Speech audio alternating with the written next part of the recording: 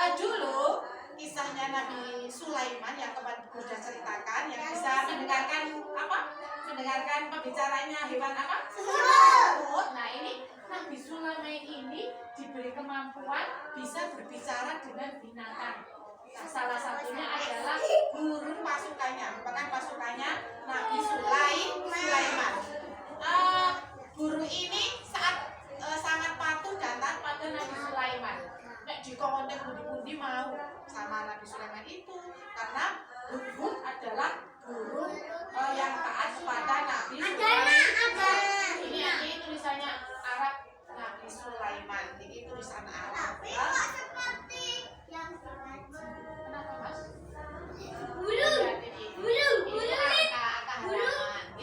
Kita lihat selanjutnya. Jeng jeng jeng. Wow, ada apa ini? Burungnya bermacam-macam ya. Burungnya macam-macam banyak sekali. Nah, pada suatu hari Nabi Sulaiman ada sedang memeriksa burung-burung yang ada di rumahnya. Ada banyak sekali burung-burung di rumahnya Nabi Sulaiman. Tetapi Nabi Sulaiman terkejut melihat di sana sudah ada burung kakak tua, burung merpati sudah ada. Kok masih ada burung ya? Siapa ini yang belum datang ini? Ada satu burung yang belum kelihatan. Terus si burung yang lain, siapa ini? Nggak kelihatan siapa ya? Ingat yang nggak datang siapa? Ya, kita lihat. Ya. Ini burung apa Nana?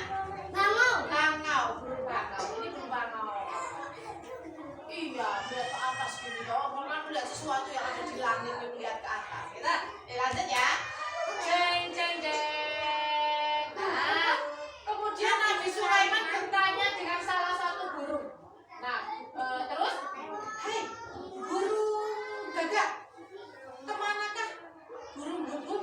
Kenapa kok tidak di sini? Siapa yang tahu kemana dia pergi? Kemudian burung-burung semuanya terdiam, tidak bisa menjawab karena memang tidak tahu kemana. Mas Chandra, Mas Chandra sama Mas Ryan, Mas Nugroho.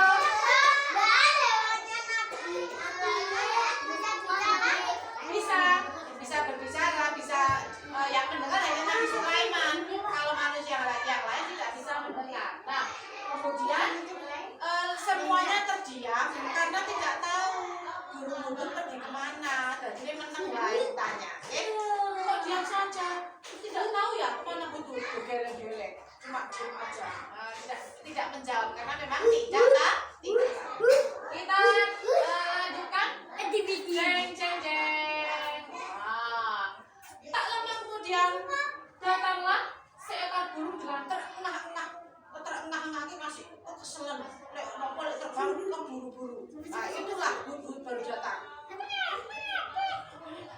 Oh, capek sekali. Terbang. Nah, sambil terengah-engah, burung ini bicara sama Nabi Sulaiman. Ini burung hudhudnya. Nah, ini jambulnya atau kalau di sini ya kan ada jambul. Ya, tapi ini burung hudhud. Kita lanjutkan. Jeng jeng jeng, apa yang disampaikan oleh hudhud? Nah, kemudian Nabi Sulaiman bertanya, sayang, bisa sonikah hari ini? Terus Nabi Sulaiman bertanya sama hudhud, hai hudhud, kemana saja kamu? Ini kan tidak kelihatan. Teman-teman kamu di sini semua. Kamu tidak ada. Kamu dari mana? Oh, sampai terengah-engah seperti itu. Gitu ya, Mas Nugroho. Nah, kemudian dengan penuh ketakutan hudhud meminta maaf. Maaf raja. Nah, karena Nabi Sulaiman adalah seorang raja, terus Nabi burung hudhud agak ketakutan. Oh, maafkan saya Nabi, maafkan saya raja. Nah, terus ya berkata sama Nabi Sulaiman. Oh, maafkan saya membawa berita yang sangat penting sekali raja. Ini sangat penting, sangat genting, berbahaya raja. Genting? Genting itu penting, saking pentingnya. Nah, terus Nabi Sulaiman juga terkejut. Wah, rupanya Hudhud benar-benar ini. Wah, ada masalah apa ini? Ada berita apa ini? Jeng jeng jeng. Apa bisa mendengar suara Siapa? Nabi Sulaiman.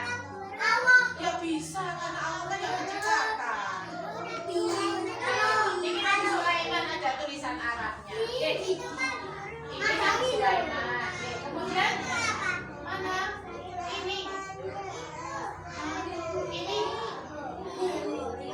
Ini. Nah, ini kerajaannya.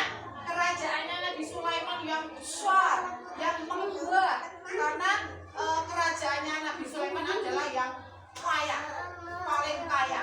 Apa-apa semuanya ada. Nah, kaya. Kemudian Nabi Sulaiman bertanya, berita apa yang kamu bawa, Hudhud? Ayo, cepat katakan. Aku ingin segera mendengarkan, gitu kan? Nah, kemudian si Hudhud bercerita sama Nabi Sulaiman. Baik saudara, aku tadi pergi di sebuah negeri bernama Sabah. Di negeri itu dipimpin oleh ratu cantik namanya Ratu Balkis. Tapi sayangnya Ratu Balkis dan pasukannya dan tentaranya dan warganya menyembah matahari aja. Bagaimana ini sangat berbahaya. Terus kemudian kita lihat Nabi Sulaiman mendengarkan, aduh, ada raja yang mimpin Ratu Balkis perempuan, tapi kok menyembah matahari. Wah, ini harus kita ajak. Menyembah itu ya, nek ndonga karo matahari. Masa menyembah matahari ya? Kan enggak boleh toh. Tapi kan matahari itu kan panas. Matahari yang menciptakan siapa? Nah, berarti kita menyembah ya, menciptakan, yaitu menyembah Allah. Ya, kita lihat selanjutnya. Jeng jeng jeng. Wow. Kemudian Nabi Sulaiman meyakinkan, hei Hudhud, benar tidak apa yang kamu katakan? Jangan-jangan kamu salah. Tidak raja, ini betul-betul. Itu raja Ratu Bilqis, Ratu Balkis menyembah matahari. Bilqis. Ada yang Bilqis, ada yang Balkis bilangnya.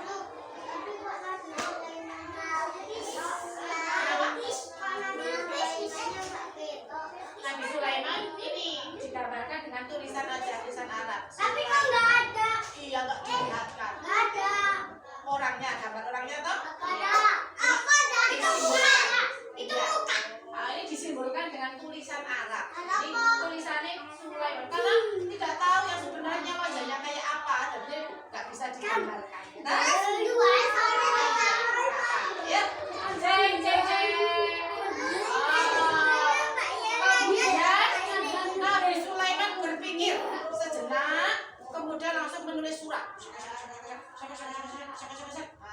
Terus meminta Hudhud untuk mengirim surat itu kepada Ratu Balkis. Nah, itu intinya suratnya apa? Nabi Sulaiman ngajak masuk Islam, masuk Islam dengan damai. Itu intinya, itu isinya. Jeng jeng jeng. Dengan penuh semangat, Hudhud pergi membawa surat yang dicengkram di mana? Digigit ya, bukan dicengkram ya, digigit di paruh apa? Paruh, nek mulut itu nek itu paruh, bukan paruh